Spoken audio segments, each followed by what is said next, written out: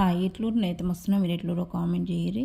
పచ్చిమిర్చితో ఇట్లా ఒక పికిల్ చేయడానికి ఇట్లా జీలకర్ర మెంతులు ఆవాలు వేయించుకొని పక్కన పెట్టుకొని అదే ప్యాన్లో కొంచెం ఆయిల్ వేసుకొని పచ్చిమిర్చిని కూడా వేయించుకోవచ్చు. పచ్చి కూడా ఇట్లనే వాటిలో అన్నీ కలపవచ్చు, కానీ నేనైతే కొంచెం ఫ్రై చేస్తున్నా పిల్లలు కూడా తినడానికి.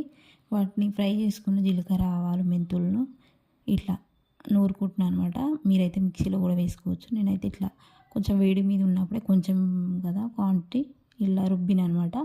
రుబ్బి పక్కన పెట్టుకొని ఆ పచ్చిమిర్చిలో కొంచెం పసుపు ఉప్పు వేసి వాటిని జీలకర్ర ఆవాలు మెంతులు నూరుకున్నాం కదా మనం, ఆ పౌడర్ను కూడా వేసుకొని కలిపి మంచిగా నిమ్మకాయ, నేను తీసుకున్న క్వాంటిటీ పచ్చిమిర్చికి ఒక నిమ్మకాయ పిండుకొని అందులో కొంచెం కారం కూడా యాడ్ చేసుకొని కలిపి ఇట్లా